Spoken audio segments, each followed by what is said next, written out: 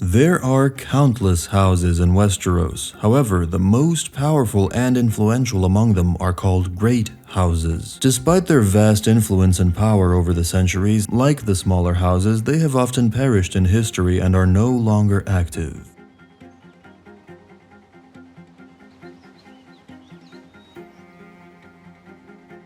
We have to start with the Reach, and if we're talking about this territory, we cannot avoid talking about Garth Greenhand. The story of the Reach begins with him, the legendary progenitor not only of the Tyrells of Highgarden, but also of the Gardener kings before them, and all the other great houses and noble families of the Green Realm as well. 1,000 tales are told of Garth in the Reach and beyond. Most are implausible and many are contradictory. In some, he is a contemporary of Bran the Builder, Lan the Clever, Duran Godsgrief, and other colorful figures of the Age of Heroes. In others, he stands as the ancestor of all of them. It is written that Garth was the High King of the First Men. He led them out of the east and across the land bridge of Westeros. Yet other tales would have us believe that he preceded the arrival of the First Men by thousands of years, making him not only the first man in Westeros, but the only man, wandering the length and breadth of the land alone and treating with the giants and the children of the forest. Some even say he was a god. There is disagreement even on his name. We call him Garth Greenhand, but in the oldest tales he is named Garth Greenhair or simply Garth the Green. Some stories say he had green hands, green hair, or green skin overall. A few even give him antlers like a stag. Garth made the corn ripen, the trees fruit, and the flowers bloom, the singers tell us. These legends, though cherished by the small folk, are largely discounted by both the maesters of the Citadel and the Septons of the Faith, who share the view that Garth Greenhand was a man, not a god. A hunter or war chief most likely, or perhaps a petty king, he might well have been the first lord of the First Men to lead his followers across the Arm of Dorne, as yet unbroken, and into the wilderness of Westeros, where only the elder races had previously trod. God or man, Garth Greenhand fathered many children in this new land. On this, all tales agree. Many of those offspring grew to be heroes, kings, and great lords in their own right, founding mighty houses that endured for thousands of years. Of all these, the greatest was his firstborn, Garth the Gardener, who made his home on the hill atop the Mander that in time became known as Highgarden and wore a crown of flowers and vines. All of Garth Greenhand's other children did the Gardener homage as the rightful king of all men everywhere. From his loins sprang House Gardener, whose kings ruled the Reach beneath the banner of a green hand for many thousands of years, until Aegon the Dragon and his sisters came to Westeros. It was that kinship, many scholars have suggested, that gave House Gardener primacy in the centuries that followed. No petty king could ever hope to rival the power of Highgarden, where Garth the Gardener's descendants sat upon a living throne, the oaken seat, that grew from an oak that Garth Greenhand himself had planted, and wore crowns of vines and flowers when at peace, and crowns of bronze thorns, later iron, when they rode to war. Others might style themselves kings, but the Gardeners were the unquestioned high kings, and lesser monarchs did them honor, if not obeisance. The Gardener kings originally ruled the Reach proper, but expanded their domain over time. The western marches between Hornhill and Nightsong were eventually added to their territory. Through pacts of friendship and mutual defense, Old Oak, Red Lake, and Golden Grove joined the Gardener realm until Garth III the Great. Meryn III brought the Arbor into the kingdom, making House Redwyn his vassals after the last king of the Arbor, his cousin, was lost at sea. Shortly after, King Garland II, the bridegroom, integrated House Hightower of Oldtown into the realm by marrying his daughter to Lord Lymond Hightower and setting aside his own wives to marry Lymond's daughter. King Gwaine III, the Fat, peacefully resolved a conflict between Lords Manderley and Peake, securing their lands without bloodshed. John II, the Tall, received homage from lords and petty kings as he sailed his barge to the Mander's headwaters. The greatest of the Gardener kings was Garth VII, known as Golden Hand, for his achievements in both war and peace. Ascending to the Oaken seat at age 12, he ruled for 81 years, spending less than 10 at war. As a boy, he repelled a Dornish invasion by King Ferrys Fowler, then drove the Ironborn from the Misty Islands, fortifying them as the Shield Islands with men from the Reach. Garth VII divided an alliance between the King of the Rock and the Storm King, defeating both at the Battle of Three Armies and dictating the boundaries of their kingdoms afterward. His greatest accomplishment was giving his people 3/4 of a century of golden peace known as the Golden Reign, during which the Reach truly flourished. The Gardener Kings prepared for the Andal invasions but ultimately welcomed them peacefully. The three Sage Kings, Garth IX, Merle I, and Gwaine V, integrated the Andals through alliances, marriage, and assimilation, strengthening their realm with Andal craftsmanship. The long reign of King Garth X, known as Garth Greybeard, marked the lowest point of Gardener power. Even though rival lords were constantly trying to undermine the power of the Gardeners, the house still managed to survive thanks to Sir Osmond Tyrell, who was the High Steward of Highgarden. He supported Mern VI Gardener, a second son of Garth, as king. However, the final nail in the coffin for this house was when Aegon the Conqueror appeared in Westeros. After he invaded Westeros, King Mern IX Gardener joined forces with Loren I Lannister, King of the Rock, to resist Aegon's conquest at the Field of Fire. Mern led the center of the combined army, but despite initially breaking House Targaryen's host, Aegon and his sisters Visenya and Rhaenys took to the skies on their dragons. Balerion, Meraxes, and Vagar killed 4,000 men, including Mern and his sons, grandsons, brothers, cousin, and other kin, ending House Gardener. After Mern's death, his High Steward, Harlan Tyrell, surrendered Highgarden to Aegon I Targaryen and pledged fealty. In return, Aegon appointed Harlan as Lord of Highgarden, Lord Paramount of the Mandor, and Warden of the South, granting him dominion over the Reach in exchange for his submission to the Iron Throne. And this is how House Gardener became part of history.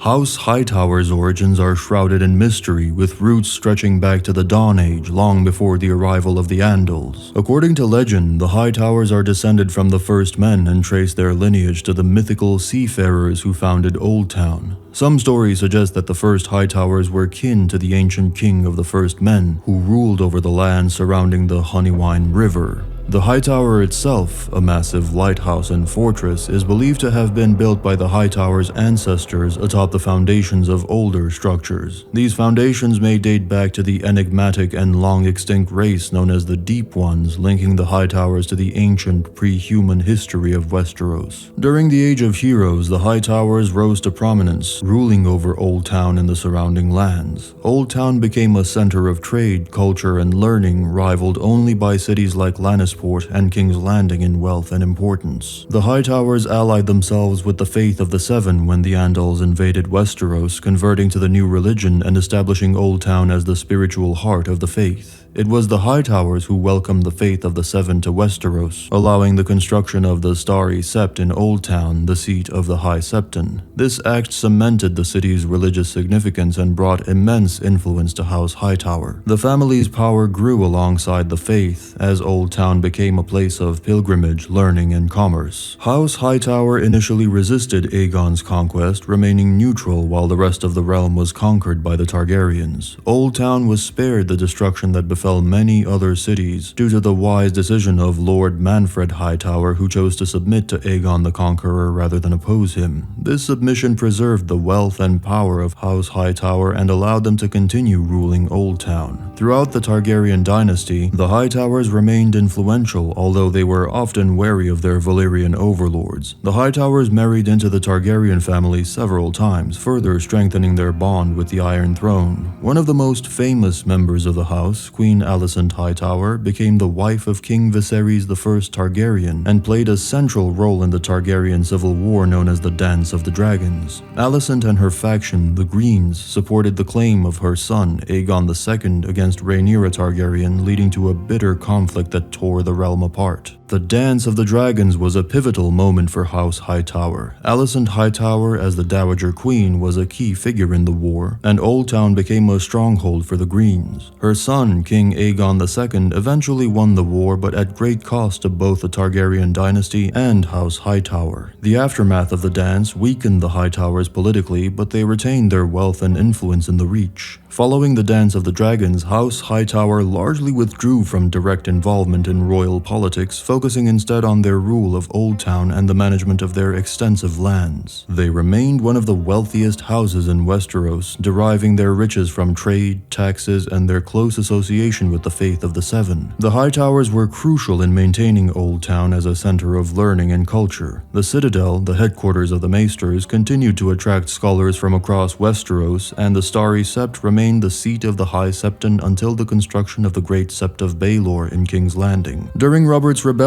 House Hightower, like much of the Reach, remained loyal to House Targaryen. However, they played a relatively minor role in the conflict, largely because of their focus on protecting Old Town and their vast interests in trade and commerce. After the fall of the Targaryens, House Hightower accepted the rule of Robert Baratheon, as they had accepted many changes in the past. In the years following Robert's Rebellion, House Hightower maintained its traditional position of power, wealth, and influence. They continued to rule Old Town, ensuring the city's prosperity and their own through careful political maneuvering and a strong alliance with House Tyrell, the overlords of the Reach.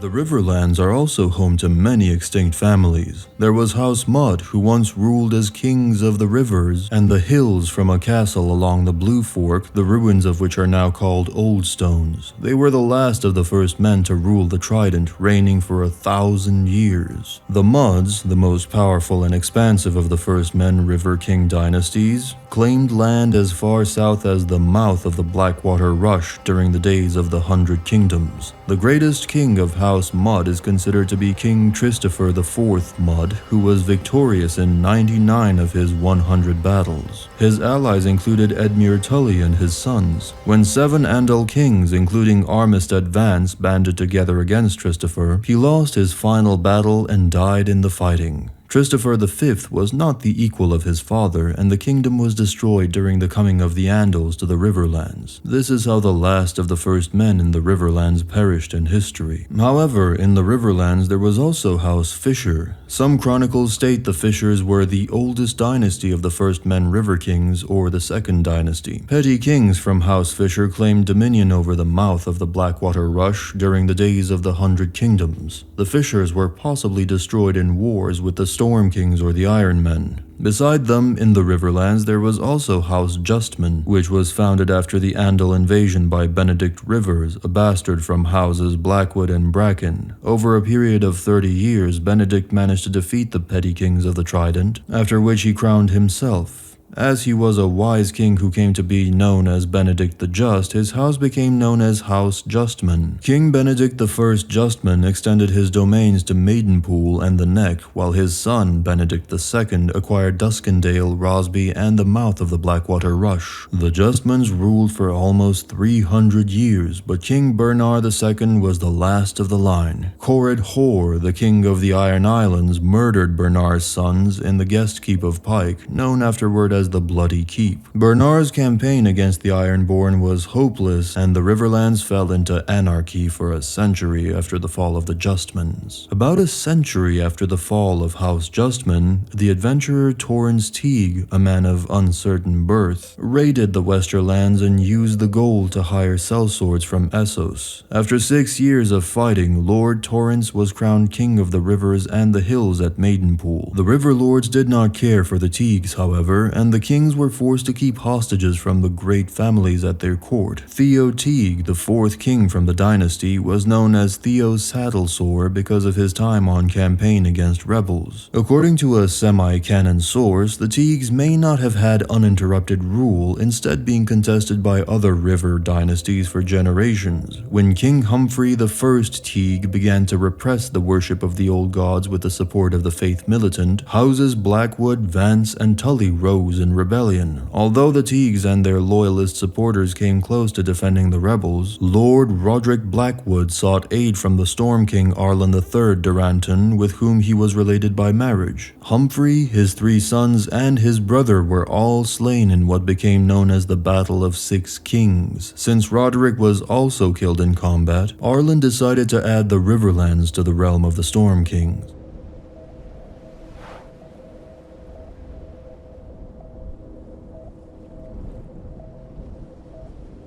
The line of the Storm Kings dates back to the Age of Heroes when their kingdom was founded by King Duran Godsgrief, a legendary hero. According to legend, Duran won the love of Elene, the daughter of the sea god and the goddess of the wind during the Age of Heroes. Her divine parents forbade their love, but Duran and Elene wed despite them. The god's wrath was terrible to behold, destroying Duran's keep on his wedding night and killing all his family and guests, but Duran survived under Elene's protection. Enraged, Duran declared war on the gods, who replied by hammering his kingdom with massive storms. Each time Duran built a castle to face the sea, the gods destroyed it. King Duran persisted in building larger and more powerful fortifications, until finally the seventh castle, Storm's End, stayed in place and resisted the storms of Shipbreaker Bay. Some believe this is because the children of the forest took a hand in its construction. Others believe that a young boy who grew up to be Bran the Builder advised Duran on its construction. The truth of the matter is unknown. Afterward, Duran supposedly ruled for 1,000 years. Archmaester Glaive proposed that the king of 1,000 years was in fact a succession of monarchs, all bearing the same name. The Storm Kings of old from House Duranton named their firstborn son and heir after Duran Godsgrief, complicating the research of maesters. The Storm Kings once ruled much of the eastern half of Westeros, an area stretching from Cape Wrath to the Bay of Crabs. Their dominion was protected from Dorne and the Kingdom of the Reach by the Dornish Marches, and they conquered the Riverlands from House Teague. For several centuries before Aegon's conquest, however, their power had dwindled. They had the kings of the Reach to their west who nibbled at their domains, and the Dornishmen to their south.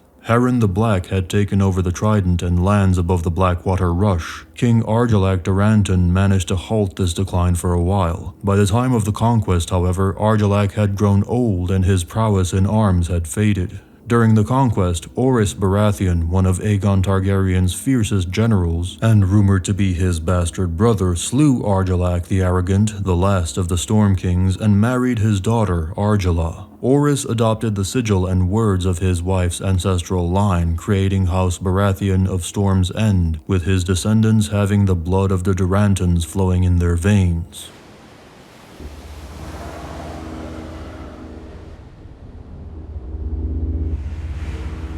The Iron Islands are not exempt from having extinct houses either. First, we are going to talk about the Grey Irons of antiquity, who were rock and salt kings on the island of Orkmont. Just like all of the great houses of the Isles, except the Good Brothers, they claim to be descendants of the Grey King. Legends say the Grey King slew Naga, after which the drowned god turned the sea dragon's bones to stone. From these bones was made the Grey King's Hall, which he treated with Naga's living fire. He took a mermaid as his wife, so his children could live on land or in water. The Grey King also wore a crown of driftwood, so all who knelt before him would know his power came from the sea and the drowned god himself. The Grey King allegedly carved the first longship from the pale wood of Ig, a demon tree that fed on human flesh. The Grey King's skin turned as grey as his hair and beard as he ruled over centuries. Eventually, he cast aside his driftwood crown and walked into the sea to descend to the watery halls of the drowned god, taking his place at the right hand of the god. The storm god snuffed out Naga's fire after the Grey King's death, and the sea stole his throne, with Naga's bones the only remnants of the Grey King's hall. The Grey King is said to have had 100 sons who fought after his death. The 16 who survived divided the Iron Islands amongst themselves. One of them was the Grey Irons. Uras Ironfoot was chosen as the first High King of the Iron Islands since the Grey King. After the death of Uras, his son claimed the throne as Eric I Grey Iron. He stepped down when the prophet Galen Whitestaff threatened him with death for not being chosen by a Kingsmoot. For centuries after, the High Kings were chosen by the lords and captains of the Iron Islands in Kingsmoots. According to Archmaester Hayreg, the Grey Irons had 38 High Kings chosen, twice as many as any other house. When King Uragon III Grey Iron died during the Age of Heroes, his eldest son Torgon had been away raiding along the Mander. His brothers sent him no word of the Kingsmoot, hoping that one of them would be chosen. However, Urathon IV, godbrother, was chosen instead and later had all of Torgon's brothers killed. When Torgon returned, he denounced the king's moot as unlawful and revolted against Urathon with the aid of priests, lords, and Urathon's own captains. Although he was not chosen in a king's moot, Torgon ruled for 40 years. He ruled fairly, but Torgon was succeeded by his son, Uragon IV Grey Iron, who also became king without a king's moot. Uragon IV wanted the crown to pass to his great-nephew, Euron Grey Iron, but the priests forced a king's moot.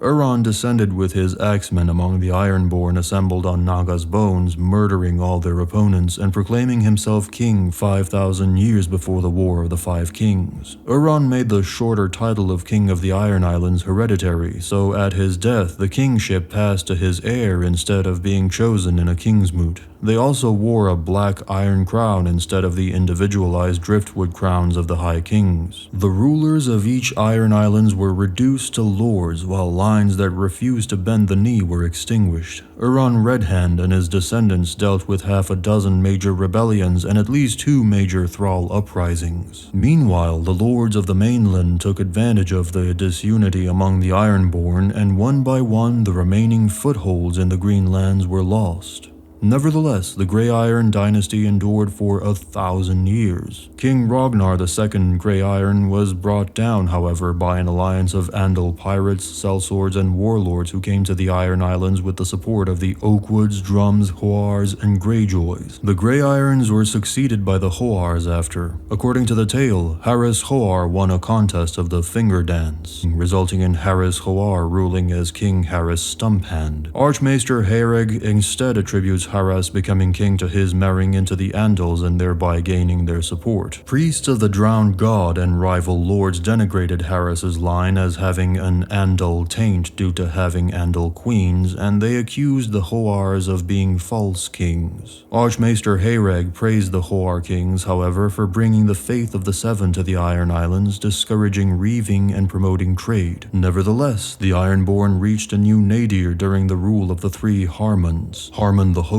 Harmon the Haggler, and Harmon the Handsome. House Lannister led the Westerlands in invading and crushing the Ironborn, and Hoar Castle on Great Wick was razed to the ground. The Ironborn also suffered during the famine winter. Over the following centuries, many Hoar kings were weaker monarchs influenced by lords or priests, although few resembled the Reavers of old. The Hoars prompted trade with Lannisport, Old Town, and the Free Cities instead of attacking the Greenlands of Westeros, and the islands began to regain their strength. In a new age of expansion, centuries later, the Ironborn under King Harwin Hardhand, the third-born son of the cautious King Corwin the Cunning, took the Riverlands from the Storm King Aric Duranton after the battle at Fairmarket. Harwin and his successors, Halleck and Harren, ruled the Iron Islands and the Riverlands as kings of the Isles and the rivers. The Rivermen resented the oppressive rule of Ironmen, however. Harwin's grandson, Harren the Black, conquered the northern shore of the Blackwater Rush from the Storm Kings. Harren also ordered the construction of Harrenhal, the greatest castle of the Seven Kingdoms, on the shores of the God's Eye and the Riverlands far from the sea. The construction took 40 years and was finished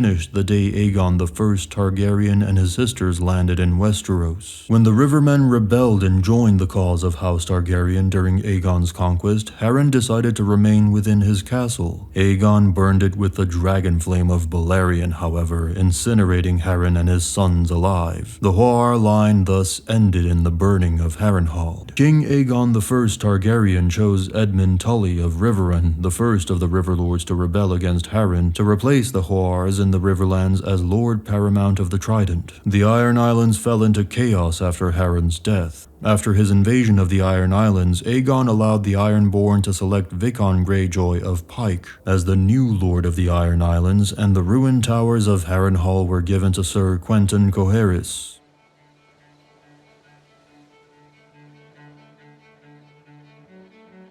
According to legend, the founder of House Casterly was the huntsman Corlos, son of Castor, who lived in a village near where Lannisport eventually sprang up. When a lion began preying upon the village's sheep, Corlys tracked it back to its den, a cave at the base of the nearby mountains. Armed with only a spear, Corlys slew the lion and its mate but spared her newborn cubs. This act of mercy pleased the old gods, who took favor on Corlys and sent a shaft of sunlight deep into the cave, which shone upon a huge vein of gold. Whether or not the legend is true, Corlys or some other progenitor of House Casterly began to mine the gold within the rock. To defend his treasure, he moved inside the cave and fortified the entrance. As time passed, the Casterlys delved deeper into the earth, creating halls, galleries, stairways, and tunnels into what became known as Casterly Rock. Although they never ruled as kings, the Casterlys became the most powerful house of the Westerlands and the richest lords in all of Westeros. The Casterlys disappeared from history during the Age of Heroes, having been replaced by House Lannister. Legends claim that the Andal adventurer Lan the Clever tricked Casterly Rock from the Casterlys. Most tales connect Lan with the First Men and the Dawn of Days or the Age of Heroes. In some tales of the Reach, Lan was a bastard born to Floris the Fox or Rowan Goldtree, legendary daughters of Garth Greenhand.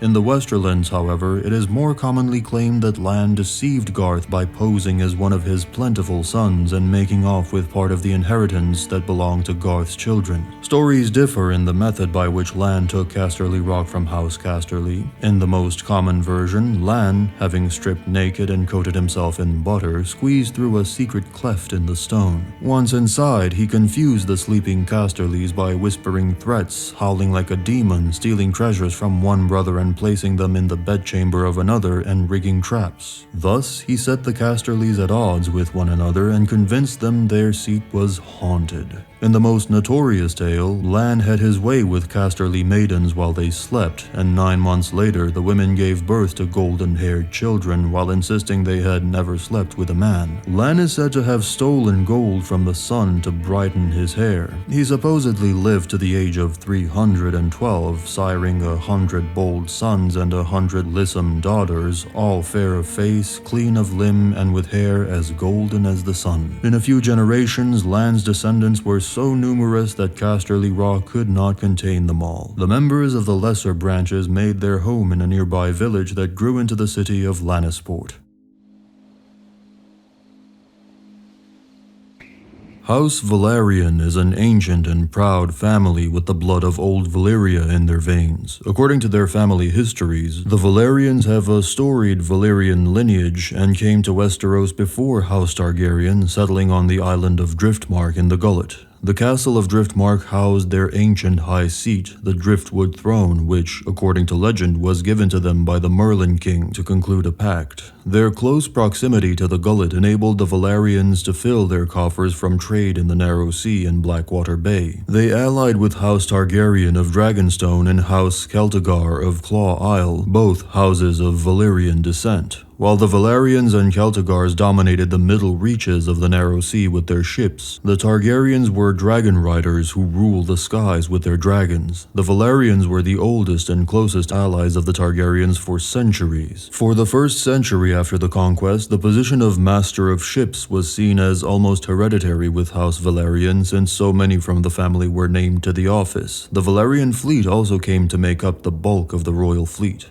In 10 AC, Sir Corlys Velaryon became the first Lord Commander of the Kingsguard. His elder brother, Lord Aethon Velaryon, became Master of Ships for King Aegon I Targaryen. Lord Aethon thus succeeded his father as Lord Admiral and, in turn, was succeeded by his own son, Lord Daemon Velaryon. Aethon's daughter, Alyssa, married Aegon's elder son, Prince Aenys Targaryen, heir to the Iron Throne, in 22 AC, with whom she had 6 children. Alyssa Velaryon became queen at the coronation of her husband, King Aenys I Targaryen. When Aenys died in 42 AC, his younger brother claimed the Iron Throne as King Maegor I Targaryen over Aenys' sons by Alyssa, who became Maegor's prisoner on Dragonstone. In 44 AC, Alyssa fled during the confusion that followed the death of Dowager Queen Visenya Targaryen, and Alyssa's last surviving son by Aenys, Jaehaerys, put forward his claim for the throne. Lord Daemon Velaryon, Maegor's admiral of the fleet, who had previously supported Maegor, turned against the cruel king, and many of the great houses of Westeros joined him. Alyssa's son Jaehaerys became king at the age of 14, and Alyssa ruled as his regent, aided by Lord Rhaegar Baratheon. After Jaehaerys reached the age of majority, the regency ended, and Alyssa married Rhaegar, giving birth to two more children, Bormund and Jocelyn Baratheon. The Velaryons during the Old King's reign were a house even more influential than House Lannister. After Daemon Valerian died, he was succeeded as Lord of the Tides by his grandson Corlys, also known as the Sea Snake, who had risen to fame with his great voyages across the seas of the known world. Corlys became the first man from Westeros to sail to Yeti, returning rich with spices, silks, and other treasures. He accumulated so much wealth that House Valerian became the richest house in the realm, and he became the wealthiest man in the Seven Kingdoms, surpassing even the Lannisters and Hightowers. Alyssa's daughter, Jocelyn Baratheon, wed Alyssa's grandson, Prince Aemon Targaryen, who was at the time the heir to the Iron Throne. Their child, Princess Rhaenys, was in turn wed to Lord Corlys and gave birth to two children by him, Lyanna and Laenor, both of whom became dragon riders. During the Great Council of 101 AC, Laenor's claim to the throne was presented before the lords of the Seven Kingdoms, who had gathered at Harrenhal. Although primogeniture favored him and his father's wealth, fame, and reputation garnered much support for Laenor, he ultimately lost to Prince Viserys Targaryen, causing a rift between the Velaryons and the Iron Throne. Corlys eventually befriended Prince Daemon Targaryen, with whom he invaded the Stepstones in 106 AC. When Daemon's wife, Lady Rhea Royce, died in 115 AC, Corlys happily agreed to wed Lyanna to Daemon following the death of Lyanna's betrothed. Lyanna's brother, Laenor, had married Rhaenyra Targaryen, the Princess of Dragonstone, the year before. Although that marriage resulted in 3 sons, it was rumored that all 3 boys were bastards of Sir Harwin Strong, as they looked nothing like Rhaenyra and Laenor. Lyanna gave birth to twin girls fathered by Daemon, Rhaenna and Baela Targaryen, and she died in childbirth several years later in early 120 AC. Laenor was killed shortly after by Sir Qarl Corey. Corlys and his wife, Rhaenys, were major supporters of Rhaenyra Targaryen during the Dance of the Dragons, in which Rhaenyra's half-brother Aegon II Targaryen claimed the Iron Throne despite Rhaenyra having been the proclaimed heir of the late King Viserys I Targaryen. Prince Jaehaerys Valerian flew to Winterfell and negotiated the Pact of Ice and Fire. Prince Lucerys Valerian traveled as an envoy to Storm's End, where he was killed by Prince Aemon Targaryen, and Corlys grew furious with Rhaenyra when Rhaenys died at Rook's Rest. Lord Valerian was brought back into the fold by Rhaenyra, naming him Hand of the Queen. When Prince Jaehaerys offered the people of Dragonstone the opportunity to claim a dragon in order to increase the number of dragon riders, Adam of Hull and his brother Alan made their attempt during the sowing. Adam succeeded in claiming the dragon Sea Smoke, who had previously been ridden by Sir Laenor Velaryon. According to their mother, Marilda, Laenor had fathered the 2 boys, which many found a dubious claim, as Laenor had preferred men. The court fool Mushroom suggests that Adam and Alan had actually been fathered by Corlys, who had kept them far away from his fiery-tempered wife. With his wife now dead, and the paternity of his son Laenor's children in question, Corlys agreed to adopt both boys into House Valerian, petitioning Rhaenyra to remove the taint of bastardy from them, enabling him to name them as his heirs. Corlys used his fleets to blockade Blackwater Bay. However, Jaehaerys was killed and the blockade was broken in the Battle of the Gullet. The Velaryons lost nearly a third of their ships, and the Triarchy sacked Spicetown and High Tide, with Spicetown never being rebuilt. When Rhaenyra became paranoid following the betrayal of the new dragon riders later in the war, she ordered Adam's arrest. Corlys objected, and when ignored, warned Adam, allowing him to flee King's Landing. Adam later fought at the Second Battle of Tumbleton, proving his loyalty to Rhaenyra by defeating her foes at the cost of his own life. Meanwhile, Corlys was thrown into the dungeon, and so the Valyrian fleet abandoned Rhaenyra's cause. Corlys was freed when Aegon II took King's Landing after the Moon of the Three Kings.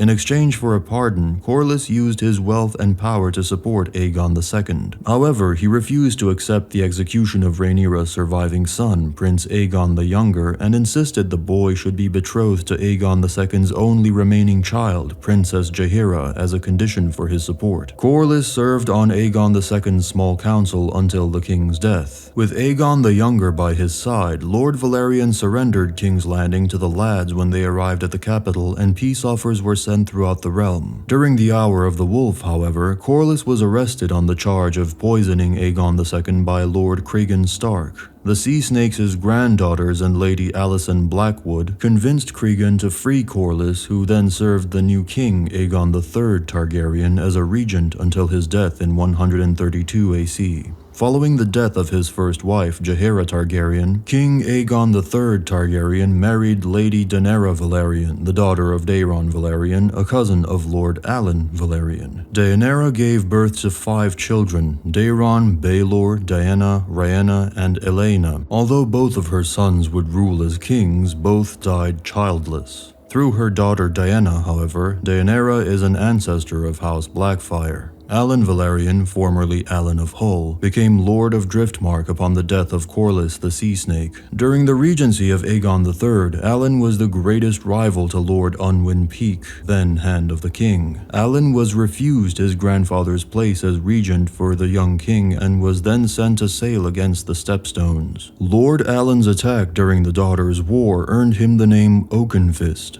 Alan was later dispatched to the Westerlands to defeat Dalton Greyjoy, the Red Kraken. Lord Unwin had hoped that Alan would fail, but instead this expedition became the first of Alan's 6 great voyages. Alan later played an important role in the return of Aegon III's brother, Viserys, having negotiated his release from captivity in Lys. In 157 AC, Alan Oakenfist took a decisive part in King Daeron I Targaryen's conquest of Dorne as Master of Ships. He commanded a fleet that broke the Planky town and swept halfway up the Greenblood while the main Dornish strength was engaged with Daeron in the Prince's Pass. Alan returned to subdue the Planky town and the Greenblood in 160 AC after the Dornishmen rebelled. Alan had an unknown number of children with his wife, Lady Baela Targaryen. Although he was married, he loved Princess Elaena Targaryen and had 2 bastard sons by her, the twins Jon and Jane Waters. Elaena hoped to marry Alan, but he disappeared at sea. Their son Jon earned knighthood, married, and had a true-born son of his own who founded House Longwaters. It's unclear who succeeded Alan as Lord of the Tides, but the family was largely ruined towards the end of his power due to losses to the Rogaire Bank. House Velaryon continued to hold the position of Master of Ships on the small council of various Targaryen kings, but never regained the wealth and notoriety they held during the House of the Dragon timeline. During Robert's Rebellion, which preceded Game of Thrones, House Velaryon still served as Master of Ships on Aerys the Mad King Targaryen's council. When King Robert I Baratheon ascended the Iron Throne, Dragonstone was given to his own house, so House Velaryon swore fealty to the Baratheons of Dragonstone. Despite the lack of characters from House Velaryon in Game of Thrones, they persisted as a minor house at the time.